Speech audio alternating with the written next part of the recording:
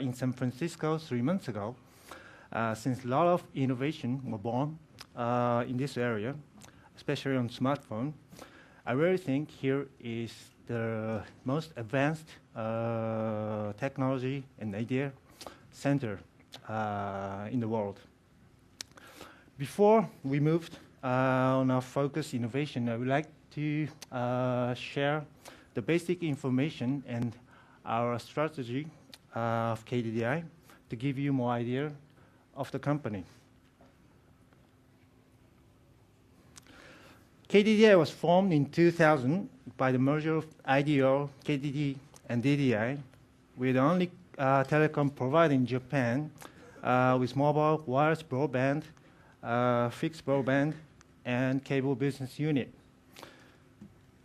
We have about 34 million mobile subscribers in Japan. Au is the brand name of our mobile service. Au generates nearly 80% of our revenue.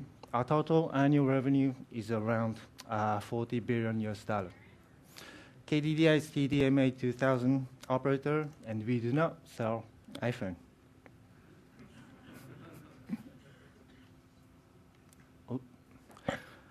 KDDI has a history of first in the Japanese market. We started flat rate mobile data plan, music, ebook, and video distribution, archive search on a carrier portal with Google, e-commerce and shopping, social game. These are the glory history on the feature phone platform. How do we succeed in the open platform that we're facing? This is a problem for all the carriers in the world. Our game plan is simple. It's called 3M.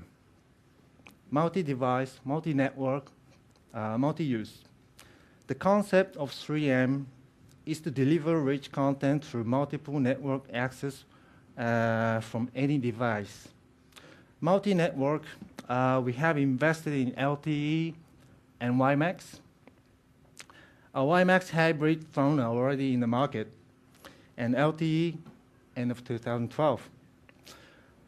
We have also announced to build 100,000 Wi-Fi hotspot by 2012 spring.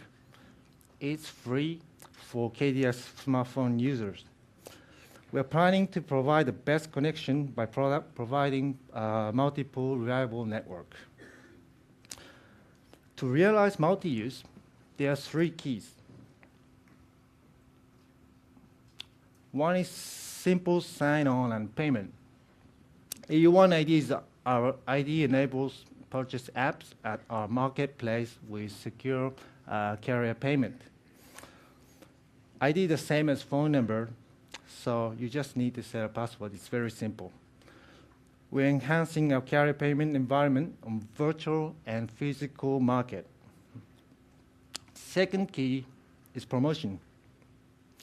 KDDI have linked the Android and AU brand in Japan through TV campaigns. As a consequence, we have obtained perception of Android as KDDI brand. My wife believes Android belongs to KDDI.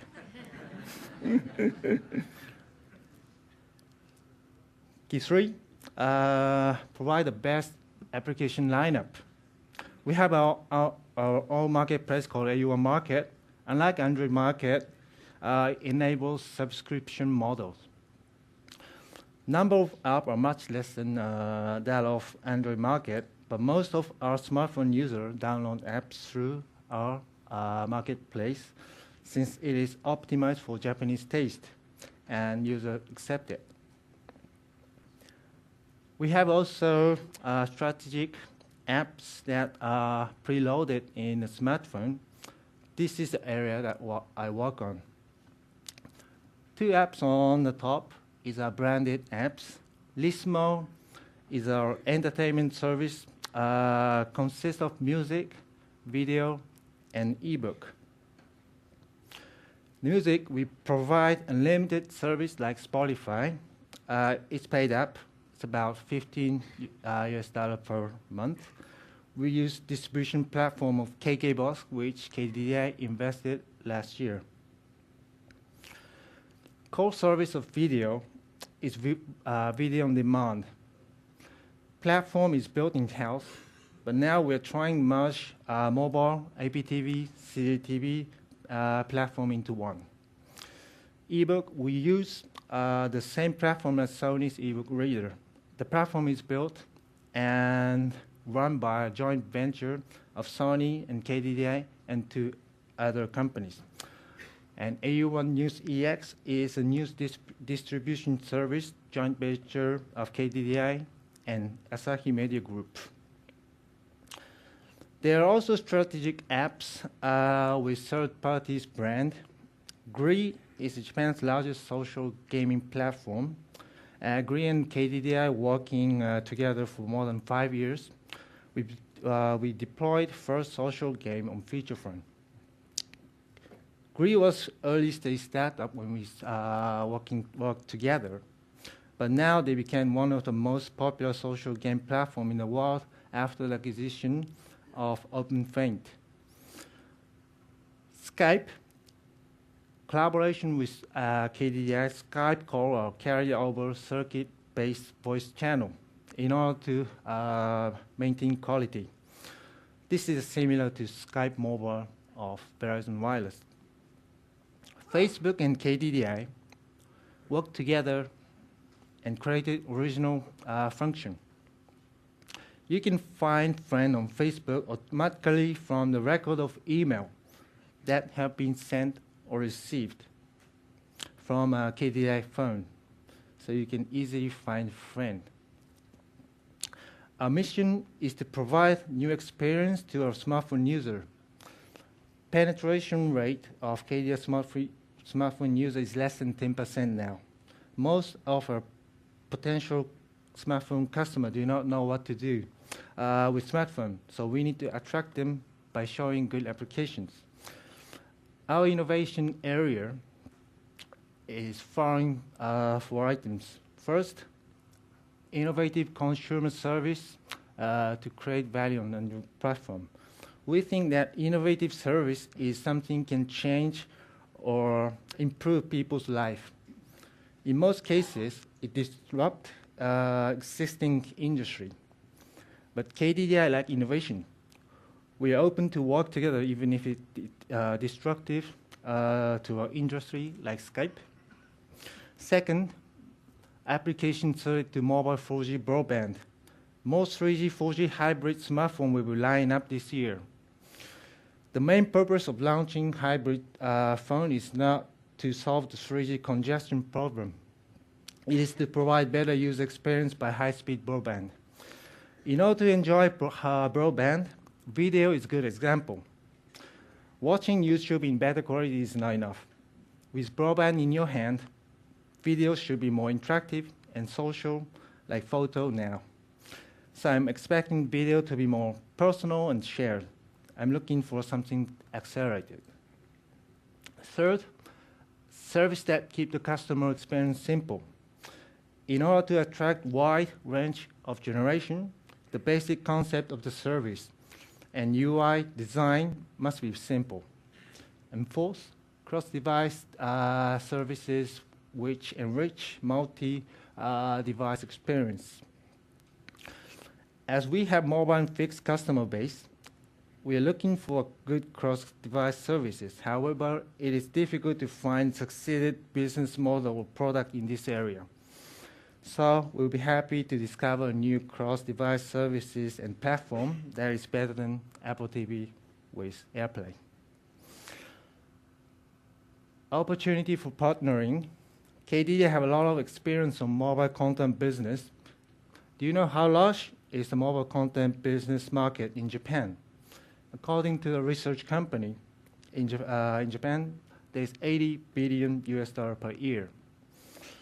If we see the history, how we grew, I think TV campaign and face-to-face physical channel contributed to grow the market. We have 3,000 stores with highly educated staffs on mobile content. We also have a company called Medieval in our group that is now working to create new ad business on smartphone. We would like to develop your service and develop customer utilizing these channels. Now we are happy to work with even early stage startups because I'm here. Investment is one of our options for the partnering. I'm looking for a great discovery. Now I'll hand off this microphone to Dr. Keiichiro Hoashi, my colleague from KDDI lab. He has a specific focus to introduce to you. Thank you.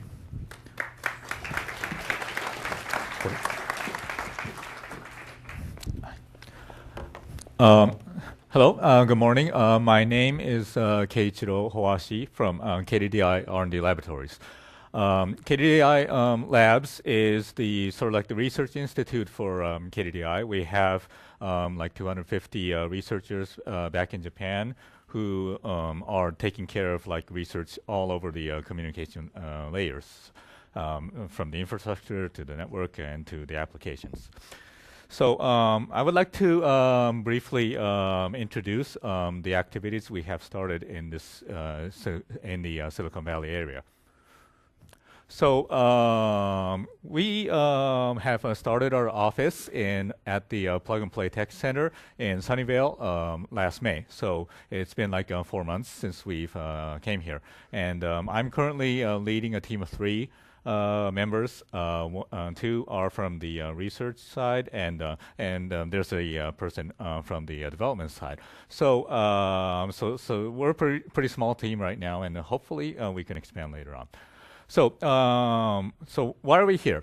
Our objectives, we have 3 missions which we planned before coming here, and we're currently working on those missions right in Plug and Play right now.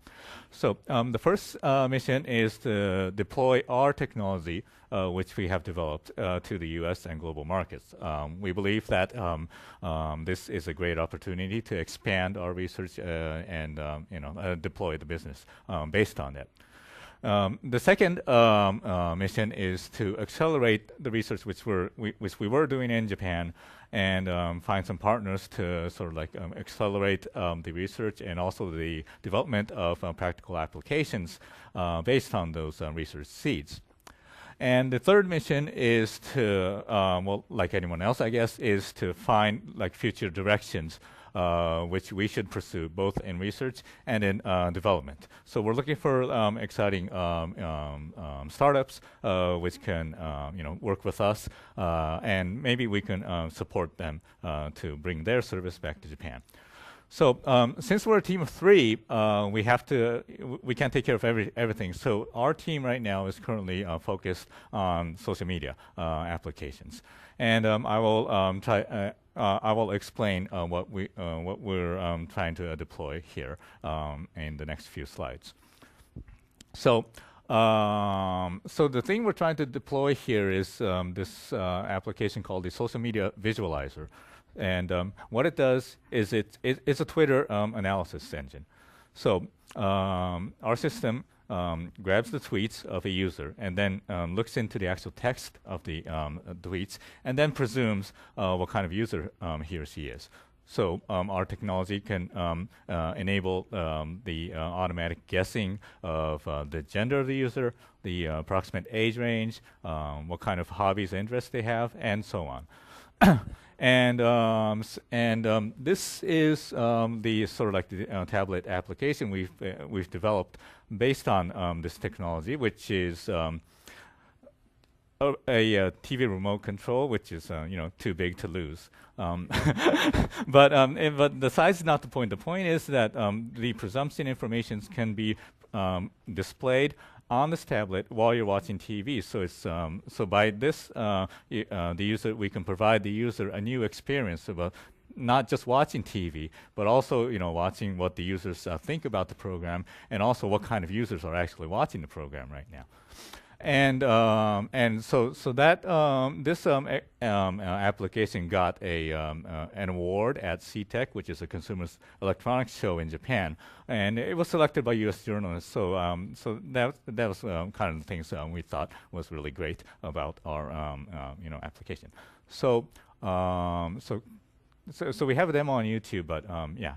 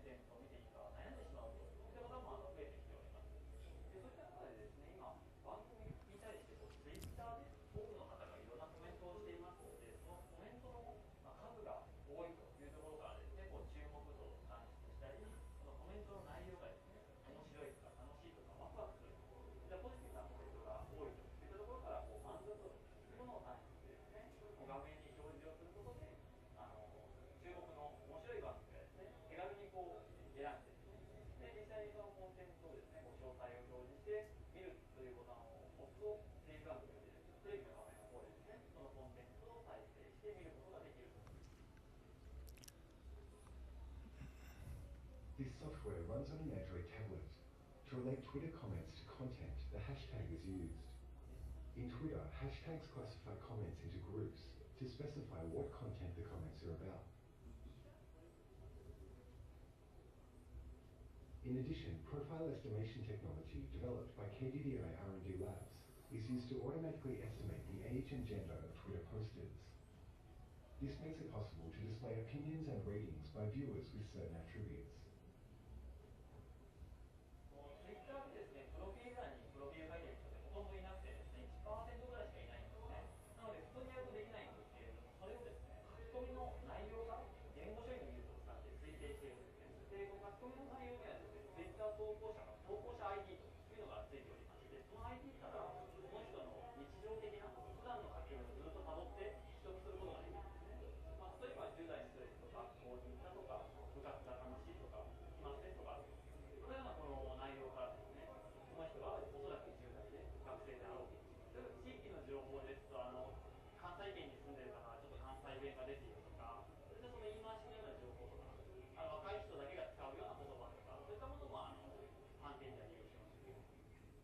Digging for news. Okay, so it's sorry about the Japanese-friendly video, but well, anyway, so this is part of the multi-device strategy, which Eiji explained in his presentation. So we're trying to blend the tablet with the TV. Actually, this remote interacts with the with an STB, which we developed. So it's kind of like specialized for the TV, but the core technology is in the text analysis. So we can, I mean, as long as the input is text, we can do anything. And we are already doing business based on this in Japan. We've been providing this technology for market analyzers and also some TV broadcast stations in Japan. And that's the kind of thing we want to do here. So, and we have an API which we are willing to, provide to startups here, or maybe some more, big companies here who are interested in analyzing Twitter to get that additional advantage over the competition. So, if you're interested in that, please contact me, and I will be happy to have a talk with you and maybe some discussions with to develop things together. Okay. This is our last slide. Another thing which we've been working with Plug and Play Tech Center is this joint development project. So we launched a web page on the Plug and Play Tech Center web page last month. Basically, what we did is we're looking for startups who are interested in joint developments with KDDI Labs, and And the framework we're exposing here is that we get all the applicants. We got a pretty healthy number of applicants, by the way, and then we sort of like judge the applications based on like how good it will be for KDDI business and how innovative the technology is and so on. And the idea is to provide some financial support for development. So we're a lab, we're not supposed to invest to make a lot of money, but we are interested in making new technologies. So that's the kind of thing we're planning to do in this project. And Plug and Play was really cooperative with us in promoting this to the Silicon Valley community. So this is closed right now, unfortunately. But if this kind of framework succeeds, it's one of the things we really want to continue doing here to collaborate with Silicon Valley startups and also other people in this community as well. So. I guess that's all. Thank you for your time, and if you have any questions, please ask me. Here,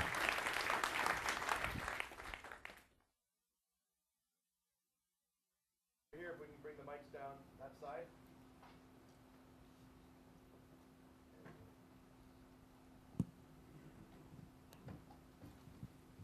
Thank you for your presentation. I'm a multi-decade resident of Silicon Valley. I know about this plug and play, but I don't think many people here, especially not me, knows what they do for companies like you and also for startups and making the startup to larger company connections. Can you tell us about that, please? Okay. Well, Plug and Play is it's known probably as an incubation center, but there are actually a lot of corporate guys in there as well. So what they say is like they have their own ecosystem is the explanation we've been getting. So the reason why we chose Plug and Play as their office is that us corporates can go in there and blend with the startups that are in Plug and Play right now, and then they also arrange what they call sessions, which is some sort of like introducing some of their the startups which are hopeful for us. And we have these sessions set up by them. So we go through a list of startups which they provide. We choose this and this and that, and then the discussion can be made. It's great. I mean, it's far more efficient than us exploring all over the Silicon Valley to find new people. So it's a great starting point. And I don't want to disclose any individual discussions right now, but we are doing discussions which started from the Plug and Play introduction. So I think behind was another question. Okay, right here. Great, thank you. A quick question on the Android Owl platform. I think that's very interesting, right? Over a decade ago, your competitor did iMode, and we saw sort of this joint partnership with application developers in the care working very effectively. The app world obviously is very much risking creating that possible disintermediation of the service provider. So, talk about enabling subscription services as one of the value added for the Android Owl platform. I was wondering if you could actually cite an example, maybe your top 2 examples of how that partnership between KDDI and an app provider really enabled the business model and what was in it for you as a service provider. I mean, typically it's a percentage of revenues, but can you kind of put a little bit more meat into that business model? Okay. Okay. First of all, a revenue share model is we get 12%. And actually, Android, Google takes 30%, so it's much better than Google's. Content provider get more benefit than Android. And actually, we are also struggling to develop business on the Android platform. And we have just started selling Android phone last year. So we are just building and preparing to make good business. And 3M is our game plan. So we are just under the construction. The Japanese market, I think the iPhone entered the market about 2 years ago with SoftBank, one of your competitors. Yeah. Do you have access to iPhone in Japan right now? Yeah. You now have access. But I think a lot of the carriers, when the iPhone came, Japan was still dominated with very smart but still flip phones that had developed incredible technology, but they were still not smartphones. And the iPhone kind of pushed into the smartphone Yeah, era. that's right. Yeah. iPhone contributed a lot for the rapid shift from feature phone to smartphone. Very good. Any other questions before we wrap up? All right. Thank you very much, gentlemen. Thank you. Great.